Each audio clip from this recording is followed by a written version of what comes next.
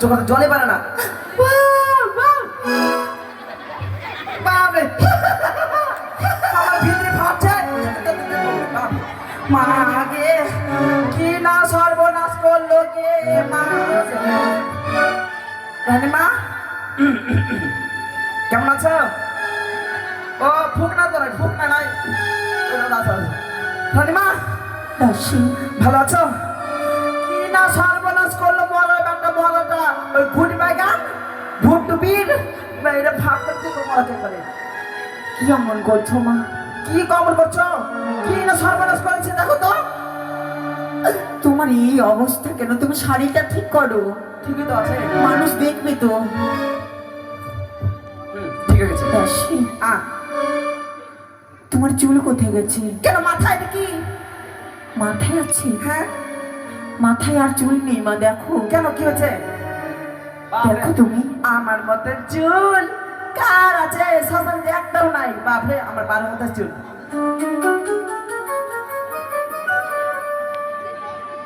হকে মাগে হকে মাগে মাগে মা ওকে মাগে মা জোয়ারি খাওটা মোটকা মাথা সবটি চুল নিয়ে চলে গেছে কে মাছি রে মা কে মা।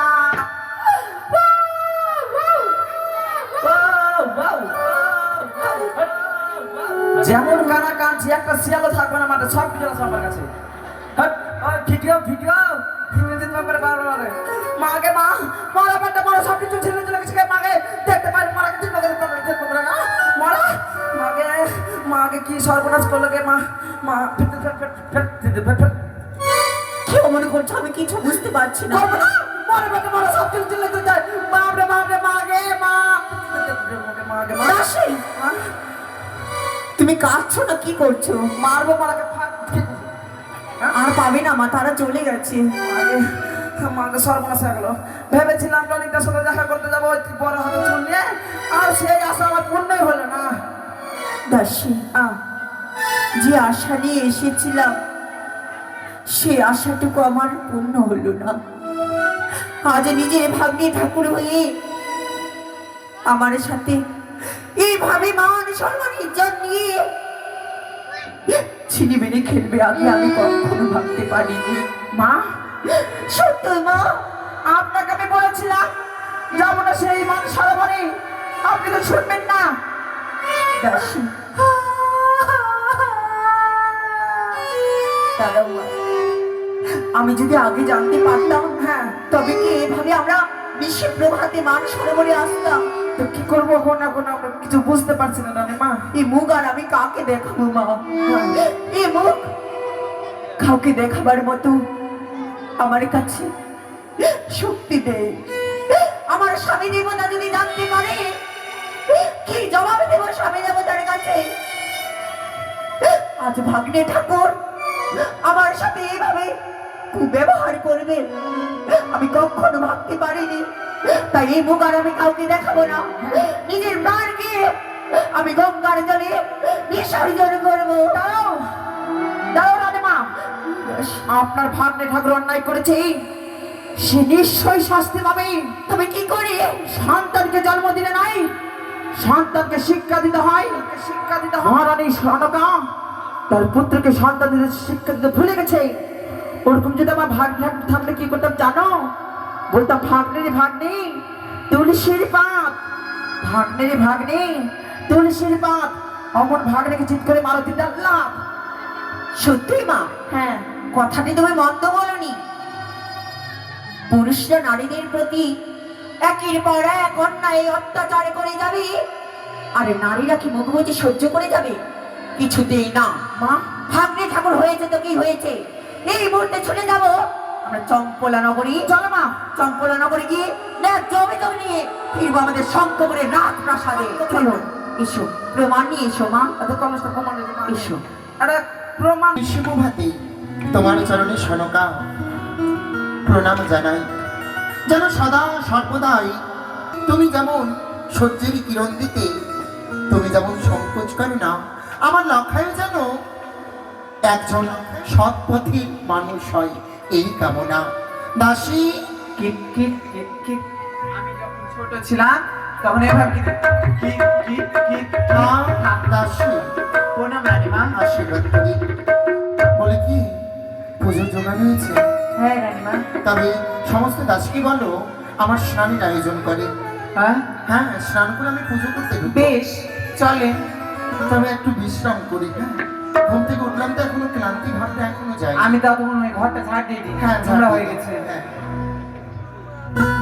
হ্যালো এসো মা। মা গে মা কি না সর্বনাশ করলো গে মা। মা এই রাজপ্রাসাদ। এটা বুঝি রাজপ্রাসাদ? হ্যাঁ। মা কে আমার দমটা বন্ধ হয়ে চলেছে। কেন মা?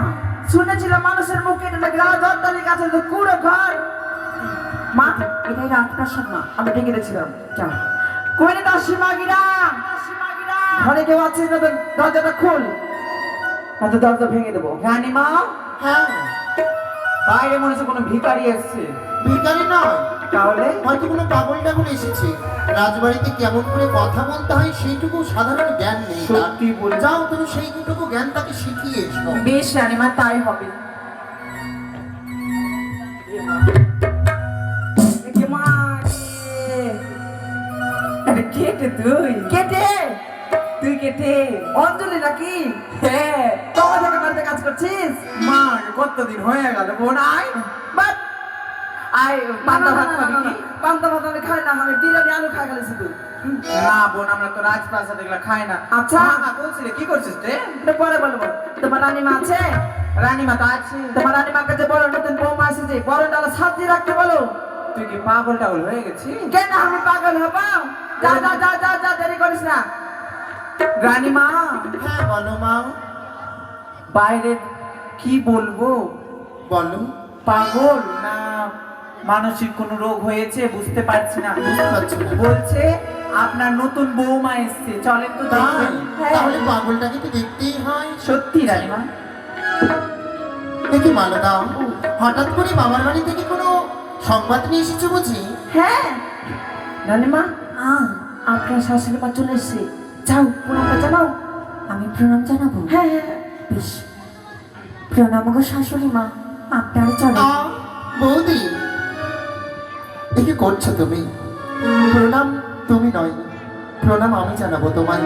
ছোট থেকে লালন পালন করে তুমি আমায় বড় করেছো, তাই প্রণাম আমি তোমায় জানাবো। তবে রাজপ্রাসাদে এসেছো রহস্য করছো তুমি। তবে বলি কি বৌদি, এসো দুজন মিলে একটু গল্প করি। কতদিন পরে এলে তুমি, এসো এসো বৌদি।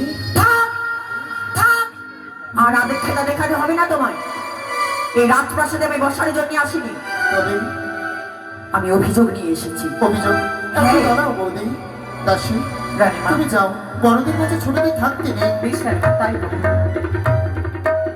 বলো বৌদি, এমন কি অভিযোগ নিয়ে তুমি আমাদের রাজপ্রাসাদে এসেছো? সত্যই? তবে বলো তো, তোমার পুত্র লক্ষিন্দর এই নিশি প্রভাতে কোথায় গিয়েছিলেন? নিশি প্রভাতে হ্যাঁ, কিছুক্ষণ আগে লখাই আমার গিয়েছে বন্ধুদের সঙ্গে খেলাধুলো করতে। খেলাধুলো? হ্যাঁ বৌদি। না, খেলাধুলা করতে যায়নি, এই মামিমাকে করতে গিয়েছে হরো হরো। ছি, ছি, ছি বৌদি, এই এই কথা যে তোমার মুখে শোভা পাচ্ছে রে। তুমি না লখাইয়ের মামিমা হয়ে এই কুষ্ঠিত বানে? না বৌদি, এ কি বলছো তুমি? সত্যই? লখাই যদি আমার মামিমা বলে না মানে, তবে আমি কিভাবে মানবো? সে আমার ভাগ্নে ঠাকুর, সে ভাগ্নে ঠাকুর হয়ে আমার সাথে এইভাবে মান সম্মান নিয়ে খেলাধুলা করবে, আমি আগে কখনো ভাবতে পারিনি। কি কি কি করেছে আমার লখাই? কি করেছে বলবো, তবে তুমি সবর করো। নিশ্চয়। ও বলি না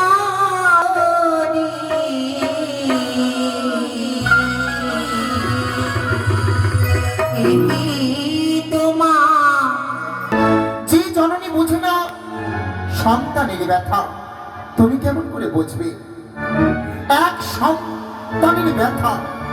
তবে জানো কি? তুমি অপর সন্তানের নামে নালিশ নিয়ে যাও বলে ঠাকুর তোমাকে চিরকালের জন্য এক বাজারে করে রেখেছে। নরনারী, নরনারী, বাহ নরদি বাহ, অবাক হয়ে গেলাম আমি। আজ তুমি তুমি আমায় এভাবে বন্ধা বলে অপমান করতে পারলে? এতদিন কি এটারই আমি আশা করেছিলাম? ভাবতে পারিনি আমি, যাকে আমি ছোট থেকে লালন পালন করে বড় করেছিলাম, সেই আমায় আজ বন্ধা বলে অপমান করবে আমি কখনো ভাবতে পারিনি। তবে ননদি, তুমি কথাতে সত্যই বলেছ। আমি সন্তানকে জন্ম দিতে পারিনি বলে সবাই বলে আমি বন্ধা নারী। আমার মুখ দেখলে নাকি অমক বলে নেমে আসে, পাপ হয়। তবে একটি কথা ননদি, কি কথা? যার সন্তান হয় না তার একটি দোষ, আর যাদের সন্তান হয়ে সন্তান মারা যায় তাদের 7টি দোষ। তুমি তেমন নারী, একা করে 6টি পুত্রকে জন্ম দিয়ে তোমরা যারা বিসর্জন করেছ,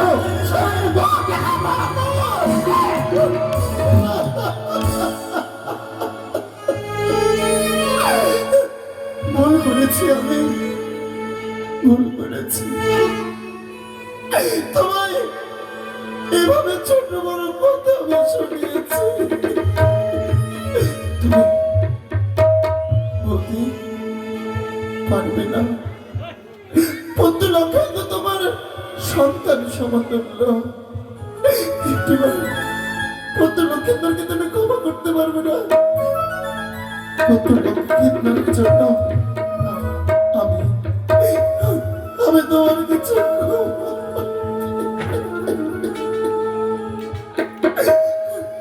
উঠে গেল ননদি। সন্তানকে জন্ম দিতে পারেনি তো কি হয়েছে, কিন্তু মায়ের দুঃখ কষ্ট যন্ত্রণা আমিও বুঝতে পারি। ক্ষমা করবো বলে এসেছিলাম রাজপ্রাসাদে, কিন্তু তুমি আমায় এভাবে অপমান করবে আমি কখনো ভাবতে পারিনি ননদি। তখন তুমি যখন আমার কাছে প্রাপ্তি ক্ষমা করতে পারি, তবে এইভাবে নয়। তবে হস্তের উপরে হস্ত দিয়ে কথা দিতে হবে।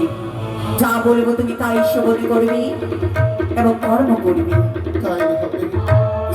আজকে আমি তোমার হস্তের উপরে হস্ত তুলে কথা দিলাম, আজকের দিনে তুমি আমায় যা বলবে আমি অক্ষরে অক্ষরে পালন করব। তবে ননদি, শুধু আমার জন্যই নয়, এই চম্পলা নগরে মঙ্গলের জন্যই বলে যায় একটি কথা শুধু, কি কথা? যত তাড়াতাড়ি সম্ভব তোমার পুত্রের বিবাহের ব্যবস্থা করো। না বৌদি, আমি তো পারবো না। ধাত্রীমা সেবায় পরিণত হওয়ার অগ্রে আমি বারংবার বলেছে, যদি লক্ষাইকে আমি বাঁচিয়ে রাখতে চাই, তবে তবে লক্ষাইকে কোনোদিনও যদি বিবাহ না দিই, তবে তবে কি করে আমি বিবাহ দেবো? আমি পারবো না বৌদি। ননদি, তবে তার অগ্নি কিন্তু হস্তের উপরে হস্ত দিয়ে কথা দিয়েছ। তার সত্যিও যদি কথা খিলাফ হয়, তবে যাওয়ার বেলায় শুধু একটা কথাই বলে যায়, 1 সপ্তাহের মধ্যে যদি তোমার পুত্রের না বিবাহ দাও, তবে মা হয়ে দেখবে পুত্রের বড়।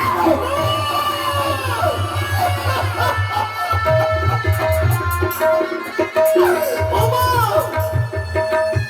কি করলে তুমি? এই বিপদ থেকে আমি উদ্ধার হবো কেমন করে?